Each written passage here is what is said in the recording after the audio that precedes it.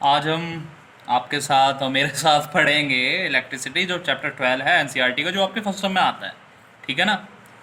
Class 10th का है, याद रखना जी। फिजिक्स। आज हम पढ़ेंगे electric charge, electric current, electric circuit और न्यूमेरिकल्स इन पे आधारित है ना, न्यूमेरिकल्स बेस्ड ऑन एबव। तो सबसे पहले पढ़ लें कि चार्ज है क्या। जो आप देखते हैं कि कभी कभी आप धूप में बैठे हो, कुर्सी पे बैठे हो, आप अपने सॉल उतारते हो, मारते हैं, देखते हैं कि चटर पटर सी आवाज़ आती है ना, चिरपिंग साउंड। तो उसे कहते हैं कि इसमें चार्ज आ गया, तो उसे हम चार्ज कहते हैं। ठीक है ना? चार्ज की कोई ज़्यादा डेफिनेशन तो नहीं है, फिर भी मैं आपको लिखवा देता हूँ। Electric charge, it is the fundamental property of matter, है ना। ये मैटर की फंडामेंटल प्रॉपर्टी है, जैसा आपने पढ़ा था मास फंडामेंटल प्रॉपर्टी है मैटर की। तो अगर इलेक्ट्रोमैग्नेटिज्म में देखें तो मैटर की एक चार्ज फंडामेंटल प्रॉपर्टी है ना। फिजिकल प्रॉपर्टी है, फंडामेंटल प्रॉपर्टी है। दो तरह के चार्ज होते हैं, एक पॉजिटिव चार्ज, एक नेगेटिव चार्ज। साइन है, हम पॉजिटिव चार्ज को पॉजिटिव साइन से वो करते हैं, नेगेटिव चार्ज को नेगेटिव साइन से। ठीक है? डिनोटेड बाई, हम जनरली इसे डिनोट कर देते हैं क्यू से। किससे? क्यू से, स्मॉल या बिग क्यू से। ओके, कैपिटल क्यू से, स्मॉल या कैपिटल क्यू से। ऐसा यूनिट है इसकी कूलाम, है ना। और जब हम साइन सिंबल लैंग्वेज में लिखते हैं, फिर सिंबल लिख देते हैं इसका सी, कूलाम का सिंबल सी, ऐसा ही यूनिट।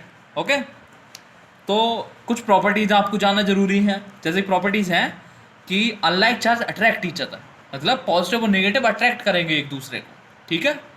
अगर आप किसी सर्किट में देखेंगे तो पॉजिटिव चार्ज एक दूसरे को, पॉजिटिव और नेगेटिव चार्ज एक दूसरे को अट्रैक्ट करेंगे। और like charge repel each other, means negative charge को रिपेल करेगा, पॉजिटिव चार्ज को रिपेल करेगा। अच्छा, अगर कोई सिस्टम हम बना दें जिसमें हम Q1 चार्ज रखते हैं, Q2 चार्ज रखते हैं, है ना, एक सिस्टम है Q1 और Q2 चार्ज आर डिस्टेंस पे, तो वो एक दूसरे पे एक फोर्स लगाएंगे, जो फोर्स होगा प्रोपोर्शनल चार्ज Q1 के, चार्ज Q2 के, और inversely proportional to square of distance between the them, है ना। अगर आर उनके बीच की डिस्टेंस है तो 1/r² के प्रोपोर्शनल होगा। जब उन सभी टर्म्स को प्रोपोर्शनल में लिखेंगे तो हमें मिलेगा Q1 Q2 अपॉन r²। जैसे ही हम प्रोपोर्शनलिटी हटाते हैं तो हमें मिलता है F इक्वल टू के Q1 into Q2 upon r², है ना। वेर के कहलाता है प्रोपोर्शनलिटी कांस्टेंट, जिसकी वैल्यू है 1/4 एप्सिलॉन नॉट 10 की power 1/4 epsilon not 10 epsilon not, है ना। ठीक है, जिसकी वैल्यू है 10 की पावर 9। कितनी वैल्यू है उसकी? 10 की पावर 9। के की वैल्यू 1/4 पाई एप्सिलॉन नॉट की value 10 raise to power 9। Okay, 10 raise to power 9। Hence हम लिख सकते हैं इसको हटा के 1/f equal to that is force exerted by one particle on other is 1/4 epsilon naught Q1 into Q2 upon r², है ना। ठीक है, तो एक एग्जांपल लेते हैं। हमें पता है हाइड्रोजन में एटम होता है, हाइड्रोजन एटम सुना है ना। हाँ, बढ़िया बात है, हाइड्रोजन एटम सुना है। तो हाइड्रोजन एटम में एक न्यूक्लियस होता है, न्यूक्लियस के अंदर प्रोटॉन होता है ना, एक प्रोटॉन होता है, और उसके चारों ओर एक इलेक्ट्रॉन सर्कुलेटरी मोशन में होता है। तो हमें उस पर पता है कि चार्ज एक इलेक्ट्रॉन पे होता है 1.6 इंटू 10 की पावर -19 कूलाम, जिसका नेचर है नेगेटिव। ये कैसा चार्ज है? Negative. Charge on electron is negative, 1.6 into 10 की power -19 coulomb. Charge on proton is P, that is E, the same the charge on an electron, है ना। सेम चार्ज है, जैसे इलेक्ट्रॉन के पास है उतना ही प्रोटॉन के पास है। प्रोटॉन के पास कितना चार्ज है? पॉजिटिव 1.6 इंटू 10 की पावर -19 कूलाम। तो अगर देखा जाए कि टोटल चार्ज ऑन एटम क्या हुआ, टोटल चार्ज हो गया -E plus E, -E plus E equal to what? ये तो ऐसी बात होगी 1 -1 plus 1 -1 plus 1 equal to 0। Total charge atom पे क्या होता है? 0। That means atom is charge neutral. Atom is charge neutral. Atom क्या है? चार्ज न्यूट्रल है। ठीक, स्टार्ट। दूसरा हमारा जो है टॉपिक वो है इलेक्ट्रिक करंट। क्या है? Electric current. करंट जानते हैं भाई, आपके पेरेंट्स कहते होंगे आपके भाई बहन कहते होंगे भाई करंट इसको मत छुइयो भाई, तार को उसमें करंट आ जाएगा, है ना, वही है, ऐसे ही कुछ हिसाब है। तो अगर हम फिजिकली देखें, मैथमेटिकली देखें, तो ये कहलाता है is defined as a charge flowing through a unit area in unit time. मतलब आप पूछेंगे अरे सर इसमें चार्ज जो है हमारा तार, उसमें इलेक्ट्रॉन बह रहे हैं, मतलब चार्ज बह रहे हैं, हाँ बिल्कुल। जैसा कि नदी में पानी बहता है, वैसे ही तार में हमारा इलेक्ट्रॉन बहते हैं, मतलब चार्ज बहता है। तो हमारा इलेक्ट्रिक करंट कहलाएगा क्या फिर? अगर यही है कि नदी में एक पानी बहता है, तो नदी का पानी कह देंगे जितना पानी वहाँ टाइम पे वो उसको होगी उसकी स्पीड। तो इलेक्ट्रॉन की वो चार्ज की स्पीड क्या होगी? तो चार्ज की स्पीड हो गई इलेक्ट्रिक करंट। इलेक्ट्रिक करंट हम फिर कहेंगे is defined as the charge flowing through a unit area in unit time. मतलब कि एक यूनिट एरिया में चार्ज, टोटल चार्ज कितने यूनिट टाइम में बहता है, उसे हम कहते हैं इलेक्ट्रिक करंट। इसको हम और भी कह सकते हैं rate of flow of electric charge is called electric current. हम इसको डिनोट करते हैं आई से। ऐसा यूनिट होती है इसकी एम्पियर। क्या होती है ऐसा यूनिट? सुन ले भाई सुन ले, ऐसा यूनिट एम्पियर। डिनोट किससे करते हैं इसको? एम्पियर को ए से जब सिंबॉलिकली हम लिखते हैं। और डिनोट किससे करते हैं करंट को? हम आई को। तो हम फॉर्मूला लिख सकते हैं I equal to Q upon T. Q क्या है हमारा? Total charge. क्या है? Total charge. टी क्या है? टाइम। T time. तो ये क्या कहलाया? This is rate of flow of charge. Rate of flow of charge is called electric current. ठीक है। अब पूछोगे इलेक्ट्रिक सर्किट कैसे कहते हैं?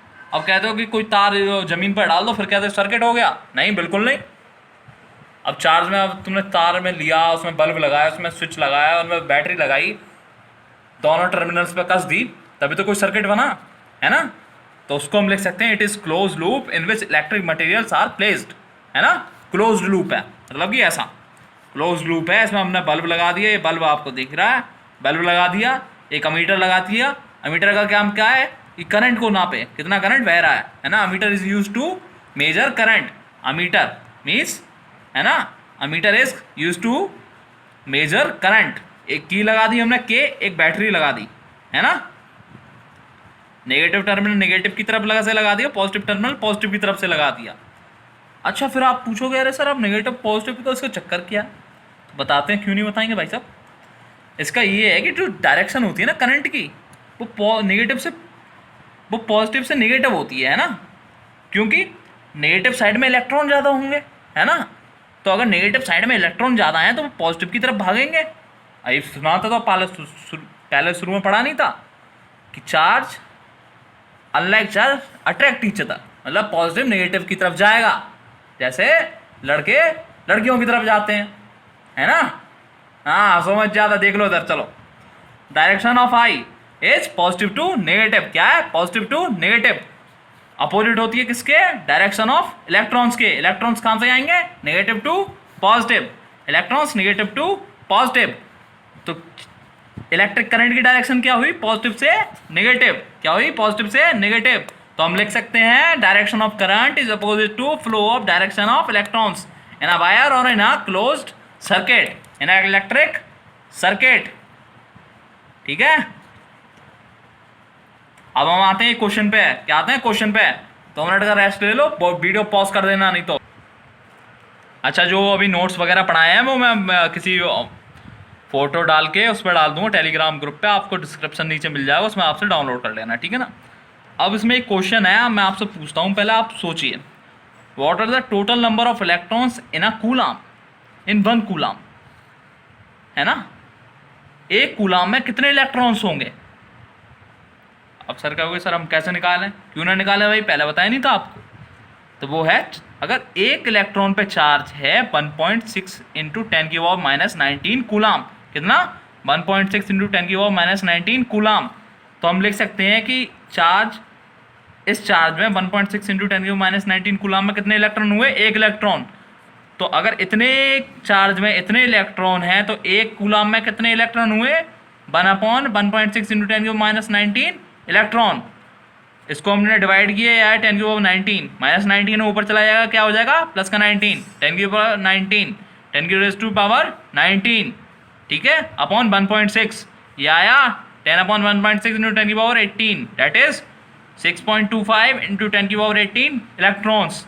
मतलब कि एक कूलाम में 6.25 इंटू 10⁻18 इलेक्ट्रॉन्स होते हैं। ठीक है।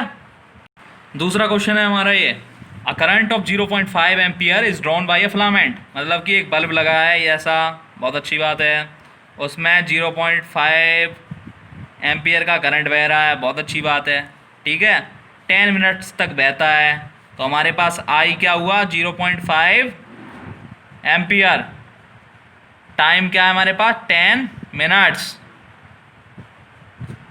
टाइम को हम ऐसा यूनिट में क्या लेते हैं, सेकंड में लेते हैं। क्या लेते हैं, सेकंड में। ऐसा यूनिट जानते हो ना, टाइम की ऐसा यूनिट सेकंड। तो कितने हो जाएंगे 10 इंटू 60 सेकेंड्स। एक मिनट में कितने मिनट, एक मिनट में कितने सेकंड, 60 सेकंड। कितने हुए 600 सेकंड। कितने 600 सेकंड। हमारे पास फॉर्मूला है we know current equal to charge upon time. अब हमें चार्ज निकालना है, find the amount of electric charge that flow through the circuit. तो चार्ज के लिए हम देख लेंगे, मल्टीप्लिकेशन करेंगे इधर, charge equal to current into time.